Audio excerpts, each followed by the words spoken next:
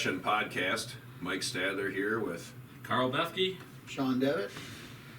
Nice. We got the new guy here. He finally showed up for work. About time he Look gets at that guy down Been there. a little busy, man. He was probably gone on another hunting trip. Well, of course. He's out there at his place in Montana. Was. Montana, in the 7,000 acres he owns. Oh yeah, right. Just sitting on the beautiful mountaintop.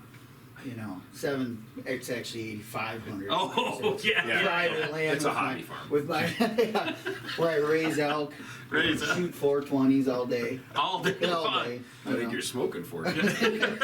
Must be nice. Got 20 tags a year. Well, anyway, we're going to start show off today. Number one question we got here is, where do you guys, or how do you decide where to put kill plots? Killplots. Kill plots. First of all, I don't really like that term. Yeah? You know? What do you like to call them? Well, I call them food plots. Okay. I mean, you might kill in them, sure, but if Yeah. people bank on that, I mean, it's probably not going to always work out that way. No, I think what they mean by that is, like a staging area plot or something like that is what they're asking. Now, A lot of people refer to kill plots. staging area plots, like where I shot my buck this year, is a perfect example. Oh, You know, sitting, Which turned it into a kill plot. which did, I guess. that's true. That's a good point. You know, it's not even it's probably an eighth of an acre of clover Yeah. sitting next to a cut cornfield. It's perfect. Mm-hmm. You know, where they just walk in, a little bit of water inside of it, water barrel. Usually I don't like to put water barrels inside of a food plot, but I did it years ago. Why? Why'd you put the water in it? Well, because I know that the deer run through there. It's kind of a pinch point also. Mm-hmm. So, I mean, it's another thing for them to stop, and they're sitting in there grazing the clover after they come off the corn or coming off the hillside. Yeah. And this year, kind of like last year in the first week of October or November, it was warm. Yep. You know, so it actually worked out to have the water in there. Usually I like to have, attractions separated from each other. But, I did it years ago and everything was trial and error, and I've left it there, and it's kind of just deer become accustomed to it. Right. So, I mean, they'll come in and graze on that clover. Why did you put it right where you put it though, Sean? Because it's right. It's right in the middle. Yeah. Well, when you guys see the video on this, it's in the middle. It's next to that cornfield, but it's awful close to that pine tree edge too, where it's hard woods to got climb. 6 acres of planted pines that were planted, 25 years ago, and the deer love it in there. It's dark, but they can see, and it's kind of a safety area for them to come off of, hide, they can see out into the food plots, because of that other food plot a couple hundred yards down. It's kind of the same thing. They can stand in there and watch, at least the bucks will, before they come in there. So, I mean, it's, it serves multi-purposes. Yeah. Mike's got, well, I don't know if we call your main food plot a staging plot or a kill plot. I do call it a kill plot. It's definitely a kill plot. My lower plot, It's an acre. Yeah. It's all open. It's not divided off, which we've talked about dividing it off. Several little trees in it, directly off of one of the main bedding areas. Right. Real particular about when I do go in and out of that, because I have deer that come into it from almost every direction, so it is harder to get in and out of. Yeah. So we've tried to do some structure, which we'll talk about other stuff soon about that, but to keep them so they're coming in, certain ways. Yeah. And I call it a kill plot, I think, because it's one I try to stay out of until I think that time is right. Yeah. So basically, I guess I got the kill plot thing. I also understand what Sean's talking about. I mean, basically what we're doing is we're creating staging areas. Oh, yeah. It's basically, people call them kill plots because they expect to go in there and kill. Staging areas are more, I guess to me too. I mean, I shot shocker this year on a small kill plot or a staging area plot, and you guys know where it is, and we'll show it on the show here. But it's a staging area, basically pure clover all the way through it. That mix I make with 4 different clovers and chicory, and it's 150 yards, 200 yards from main destination cornfield or whatever you Yep. want to say, or if they're going across to the north, the alfalfa fields. Right. So they feel comfortable coming in there and basically getting my does to come in there.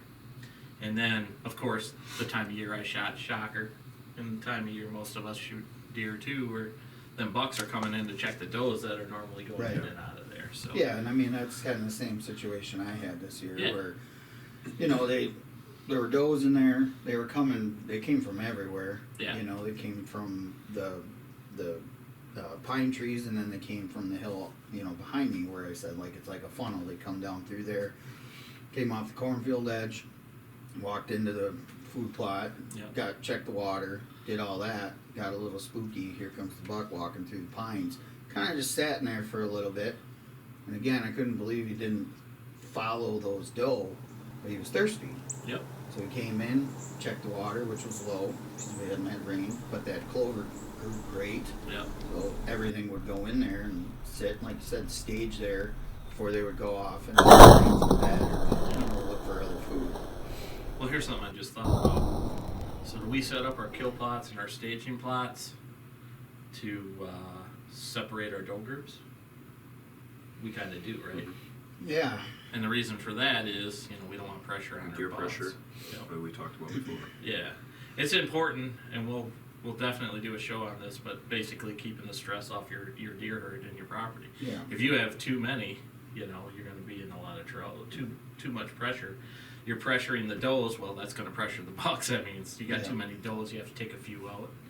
And recently heard Mike's neighbor took out a couple for him, so we may not be Yeah, hunting does on I his don't know place. that I have to shoot any does now because the neighbor took 2 of them out last week during the holiday hunt. Holiday So, hunt. Yeah, well, that's the other thing too. You know, in that assessment too, we're gonna have to assess all the does on our properties. And Sean's got a bigger property up here. We're gonna have to do some work on here. That property needs a little work and needs a little cleaning up of the does, but just didn't happen this year. But the property too, Prop- food plot stuff. Food plot stuff, yeah. I mean, it's a bigger property, 160 acres. It was logged about 6 years ago, and it was just clear cut. Mhm. So I mean, the underbrush, and they just left stuff everywhere, stumps, logs. I mean, it's going to be a bigger project, Yeah, but that's okay. I look forward to it. Actually, you got a plan yet? I got a plan. Yeah, we'll talk about that here. In Yeah, a I got a couple plan. podcasts, But how do we decide where we're gonna put these Access. kill plots? I know my big plot too is on an inside corner if you really think about it. Yep. Obviously, Same with it's mine. all bordered by croplands. Yep. So, you know, bedding, they come up out of the bottom, which you've been in it. Yep. You know, it kind of does slope down. Yep. A lot of deer travel on it always. Yeah. Yeah. I think when we all got our properties, you know, we went in there and we looked at what the deer were doing at that point. Right. And then we looked at what we thought they were using for destination food plots. Right, and some of it's trial and error over the years too. I mean, you gotta Most give of it a it. little bit. Yeah, most of it. 90%. You know, using your cameras when you hunt a season or two, you know, or more. You know, Did you say using cameras? I did. Like he said, using cameras. I've heard of this. Huh. Heard of this. We I've done talked it. about that. You seen that? Yeah. Using cameras are a good thing. Yeah, It is a good- they're a very good thing. Especially cell cams. Apparently, 2 guys here are rich and have cell cameras. That is Well- untrue. One of the big advantages of that is learning your access. Yeah. You know, and especially at mid-October, the bucks start searching. You know, as it gets later and the does start coming into estrus when the rut starts, you know, where you want to enter your kill plots or your food plots. Some people don't have multiple spots to access. So, I mean, that really determines where you set your stuff up too and how you set it up. I mean, I think access is probably, if not one of the most important things, if the most important. Oh, it is the most Yeah. important For thing. sure. I mean, I've found out over the last several years now that the deer all enter the far west corner of my plot Yeah. or the far east end. Yeah. Yeah. Very rarely do I see them come directly out of the bedding, directly by through the middle and right out into I the think center that of the plot. bedding to the south, which would be south of your stand that you're sitting at. Yep, I think they go straight to the west, they do. hit that, come along that edge, Yeah, and come in. and come in and come up out of the bottom. Yeah. Yeah. So Now I've learned my access. Right. And I'll tell you, the access isn't the bad part. It's getting back out. Yeah, when they're there. Because Right. then they're there and they're all over. And Yeah. the exit part. I wish somebody could teach me that, because I sure haven't figured it out. Yeah. How to get out of there. You Right. know? And I They're mean, working that's- on this beaming thing, but That's beaming in and out. that's one of the problems I have at the bigger property. We got to buy a Rush Outdoors helicopter so they can come pick us up. yeah, right. Put it on the, Great put it on the idea. list. Yeah, Yeah. okay. I'll Yeah. write it down right now. There it is. But I mean, Jesus. Jesus, you broke stuff. Throwing stuff. Used it to your house. Yeah, okay. But that's the biggest problem I have up at the bigger property is access. I mean, down at my smaller property, which is a 40-acre property, Yep. I mean, originally when I first moved in there, that was my biggest problem. But, you know, getting to know neighbors and, again, learning the property over a couple of years and how the deer move, I mean, then you kind of start figuring out, okay, maybe I can go in this way at this time and things like that. Yeah, I think, well, here's the deal. You know, people are asking, you know, where do we put our kill plots? And I would say, just by the description you got from all three of us right there, that our kill plots are in the edges within probably 150 yards to or less of the destination food plot. Right. So we're creating staging areas where we know we can get in and out of, and the deer are going to be comfortable actually in the daylight. They're going to come in there and feed in there for their third feeding. Yeah. This is another topic that can get us into another one later when we're talking about ridges. Oh yeah, Mhm. So yeah, that's how going to to hunt come in those, too. so- Yeah. Yeah, ridges, terrain change, all that, and you're going to see it on all three of our properties that we'll be talking about. I'll show you guys the stuff on the aerials and stuff when we're talking about this, but you're going to see. We all think the same about locations on plots and stuff like that. I really think you gotta utilize what's around you to get in and out too. Or you Yeah. gotta put them in. You always have to. You have to be thinking you don't want any deer to hear you, see you, or smell you ever. Right. I think that's the Right. main point. I've heard multiple times, you know, and anybody who does this stuff is going to tell you guys that, but you have to figure that out. You know, if you got to walk a mile and a half, I know Mike and I would walk on our lease probably a mile and a half to get back, at least a mile for sure, to Yeah. get back to some of our back plots. When we leased this property, we had a couple other guys with us, and they never went way back there. And it was phenomenal. Oh yeah. Right. That's why we shot the deer. Oh yeah, it was great.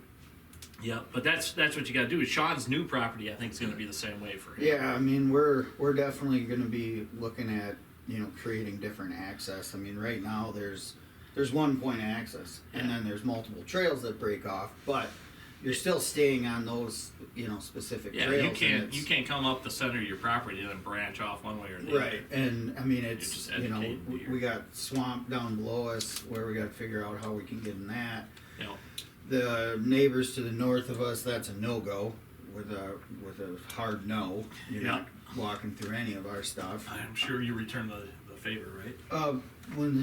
Yeah, we won't get into that. But, you know, so everything's coming in from the south, but, you know, whether you go from the west or the east, you know, and make different areas that branch off of you know, your trails.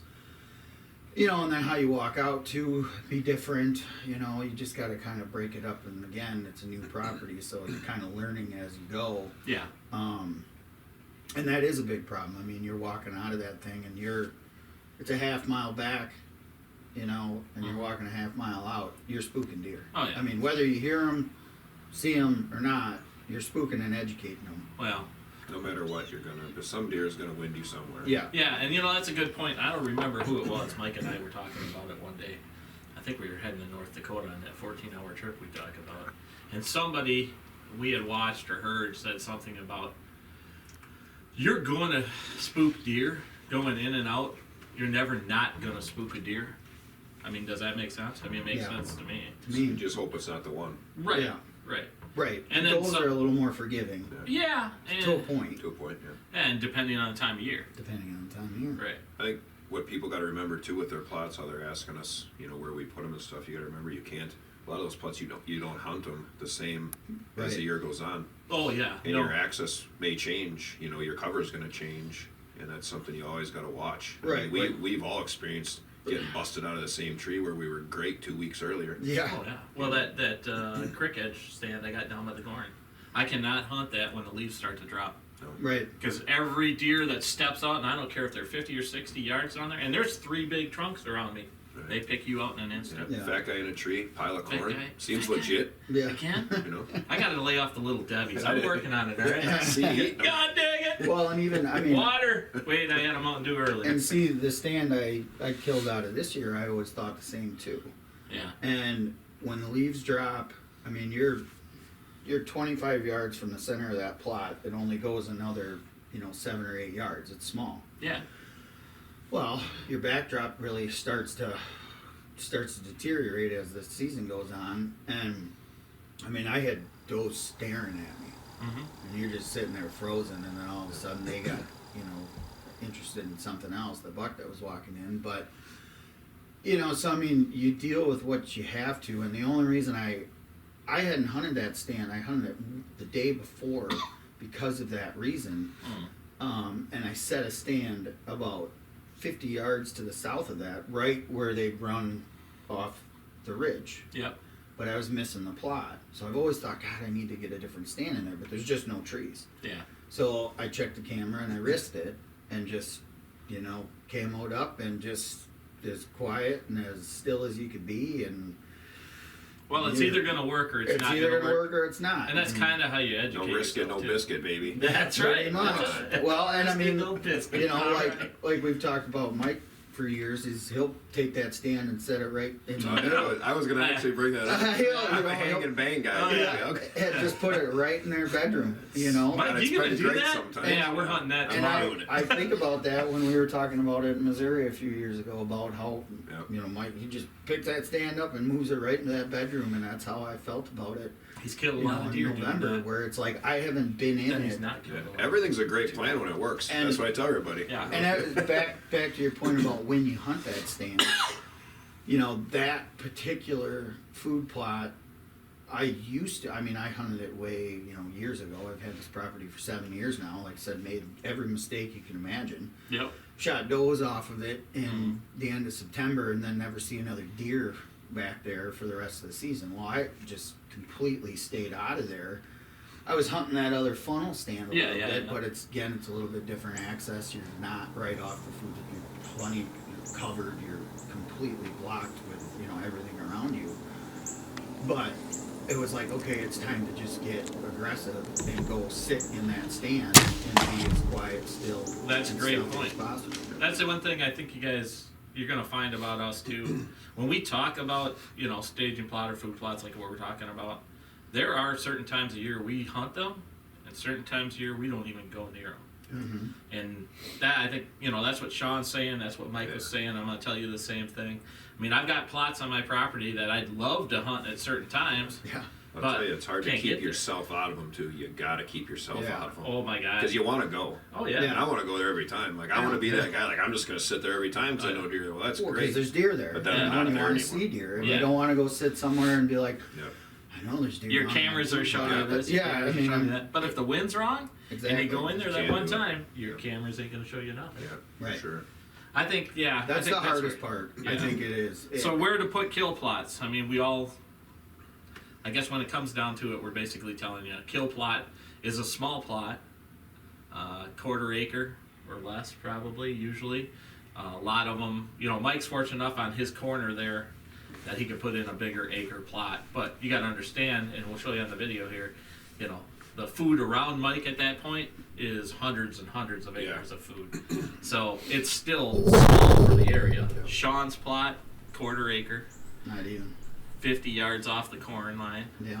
But like an inside corner, like we all talked Mine's there. on an inside corner of a 40-acre cornfield. Yeah, you got a 40-acre cornfield, and then you also have the other transition from hardwoods to conifers.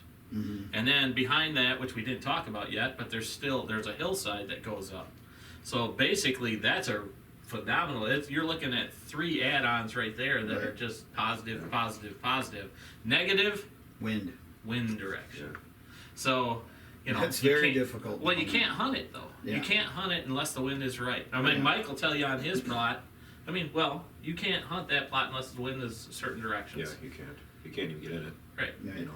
There'll be deer there all the time, but Yeah. you might be able to get close to it. Sure. But you can't get in it, and And I think people they gotta determine too, do they wanna hunt that plot early? Right. Are they gonna plan it to hunt it late? Yep. Yeah. Are they gonna plan it to keep deer?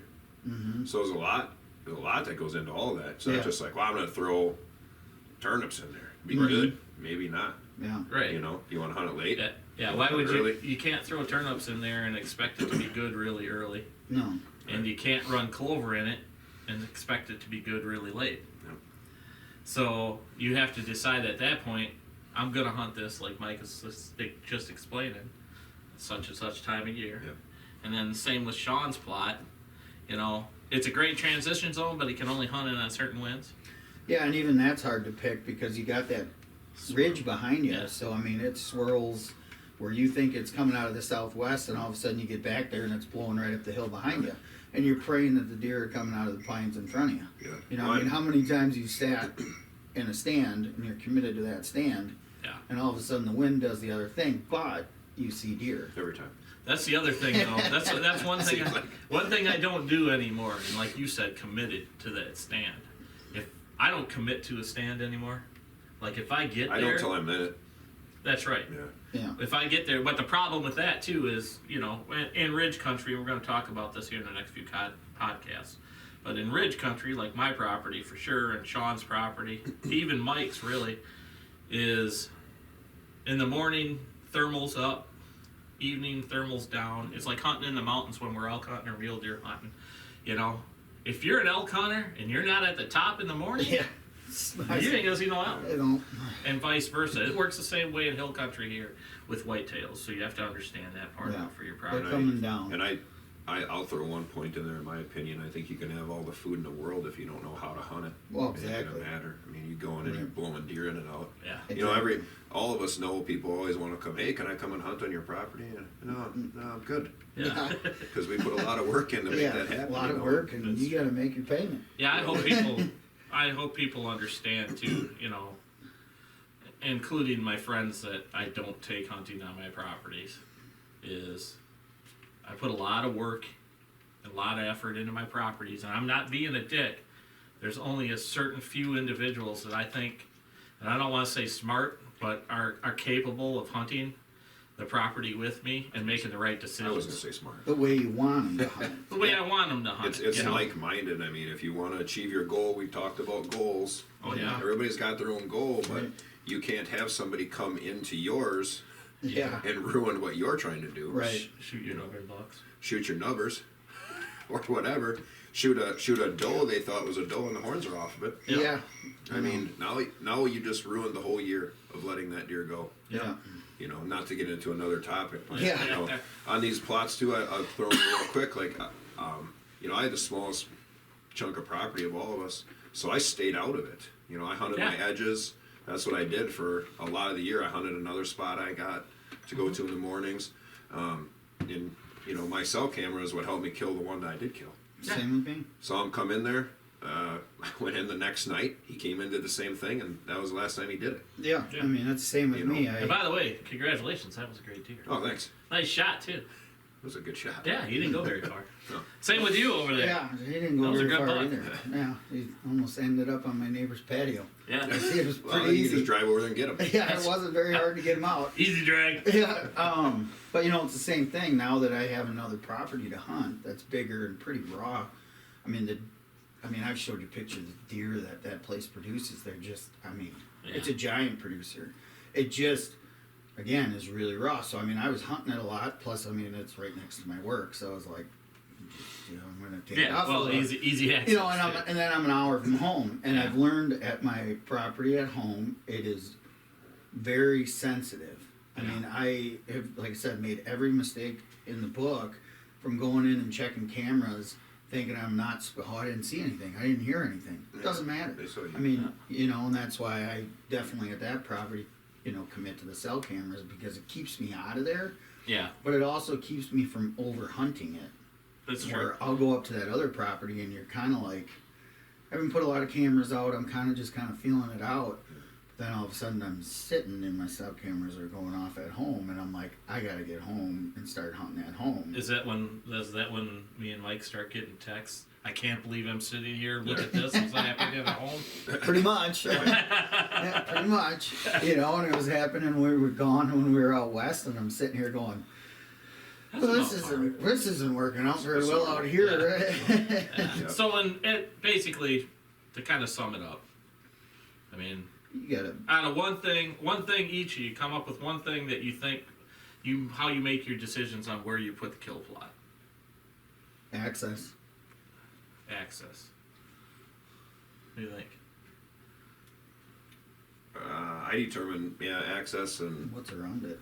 what's around it. I You mean you don't just put a plot in the middle of the woods and call it a kill Well, plot, no. right? The other thing we didn't talk about is, you know, you might want to put a food plot somewhere, but you might not have the means to do it. Well, there's that There's, you know, so I equipment. mean, You can do throw and grow plots, so in Yeah. a certain spots, you know, everything takes work. We all know that. You guys will find that. That's what we will hit on that over and over and over on all of our podcasts. it takes a lot of time and a lot of effort Yep. to get plots the way you want. 365 days a year. Yeah. If you want to be a successful deer hunter, you work at it 365 days a year. I think you really, no matter what you gotta somehow teach yourself how to do it smarter. Mm-hmm. You gotta, it's one thing of all the success I've had that many failures, probably more. I bet we've had more And, failures than we have oh, successes. One thing I learned is like if I think I can't hunt it, I'm just not gonna do it. Right. Yeah. No, like, and I will, like we said earlier, I'll throw a stand up right over top of them, but that's because I can get in it. Yeah, But like I really kept myself out of my property this year, and it kills you. Oh, Yeah. I You know. sit at your house and you look back, and you're like, yeah, you know, there's deer. You know, I should be hunting right now. You know, it's but like, you gotta, you know, can't your get in there. access. So it comes down to that. If the wind ain't right, just stay the hell out Being of it. 'Cause smart. you're just gonna hurt yourself later. Yeah, and I mean with the food plot thing, like you said, I mean where I shot my buck this year. Now that spot, when I first walked in there and saw it, I was, you know, it was right on the edge of those pines, but there was just a little bit of a clearing right there where it was like, okay, if I cut out these 8 trees, Yeah.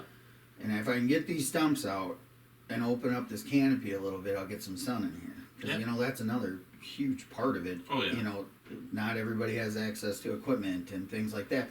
But like you said, I mean, there's simple ways to get stuff to grow. I mean, even just throw and grow rye grass in the middle of you know, hardwoods, but you get the sun in there. A rake, Mm-hmm. a saw, round up the seed you want. Yeah, and every You year, can put a kill plot in. you know, and the thing too is, Oh, and sunlight and water. yeah, the thing is too is Oh, yeah. Yeah, there's that too. Every we have a lot year. of that this year. every year, you know, you can set a goal for yourself too, of saying, you know, if this is what you want to do, you want to be a successful deer hunter, you got to look at what you can afford year after year, set goals of, okay, maybe this year I'm going to buy a 4-wheeler. There's a lot you can do with a 4-wheeler. Yeah, A lot. I know a guy. Yeah, you know, it doesn't have to be tractors and skid steers and all Right. that kind of stuff to get this stuff done. And I think that's what deters a lot of people from doing it is they look at, well, I don't have all this big equipment and I don't have this and that. I can't get all this stuff cleaned out and things like that. You got to start small and work up I to think it's things. if you want to do it or not. Well, that Nobody can do it 100%. for you. You know Exactly. that. We all know it. You gotta Yeah. just get out there and do it. Right. You're gonna do it. It ain't easy. Hey, you know Nothing's what? easy. If you go out there, you do it, and it fails, then change it and make it work. Yeah. Exactly. I guess the one thing I'll say too, make sure, you know, you're gonna put a plot in, make sure you test that soil. Oh, Yeah. See what's going on there. Spend a little bit of money, because otherwise you're gonna waste it at the back end of that. Right. Yeah, that's You huge. know, otherwise you're just wasting your money and your time. Here's the other thing I want to say before we go about kill plots. Is if you're going to talk about a kill plot or a staging plot or whatever we want to call this, you can't put, let's just say you have 40 acres, you can't put 4 or 5, 6 of these things out there. No. It's not gonna be a positive thing on your property because now you're not controlling your movement through your property.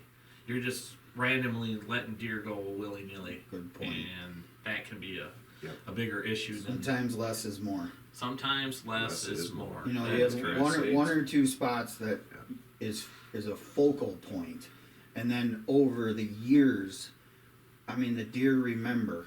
Oh yeah. And it starts to really show over the years.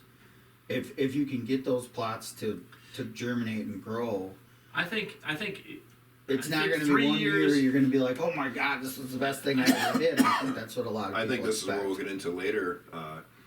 Where you're hunting, where you're putting your stands, and Yeah. we're talking about the saddles and ridges and how you're hunting them. That's Yeah. you don't directly have to be in your food plot to hunt it. No. That's what I think. Maybe some people don't know that, but you Yeah. got to be sitting in it. I think a lot of times you shouldn't be on it. Yeah, I agree. Right. That transition one, that stand that you've got, that's a good setup, and we're going to talk about that in future upcoming podcasts. But I think here basically what we're telling you is if you're going to put staging plots or kill plots in, you have to find what their destination food plots are, and know where their bedding area is, and put this plot in between the two of them, and then hunt that accordingly with perpendicular access into your tree stands. That's what I think. I think that's probably the easiest way to lay that out. Yeah. And never go in there when the wind is wrong. Yeah. I think basically what we're trying to say is once you decide where you're going to put your kill plot or whatever, whether it be a small piece or a large piece of property, you got to know where they're going to feed, where they bed, and put these things in between that as a transition area. Yeah, and don't forget the bedding doesn't necessarily have to be on your property. You might be pulling them somewhere else. No, and because we talk about small tracks. yeah. True. Well, I think that, there's a lot of these deer here come from a piece of property that's not very big. Probably shot a lot of them in the same 5 acres throughout the last 20 plus years. It's a given. Carl's old. Thanks. He Thanks is. for it. Yeah. So anyway, thanks for listening to the Obsession. We're gonna head out for this week. Be sure to check us out next week. Remember, all the shows are gonna air at Saturday at 7 a.m. Remember to subscribe to the channel. You guys will be able to check out all the podcasts on Spotify here shortly. That's coming up, so look for the Obsession on Spotify. We appreciate you guys listening. Remember to subscribe to the YouTube channel.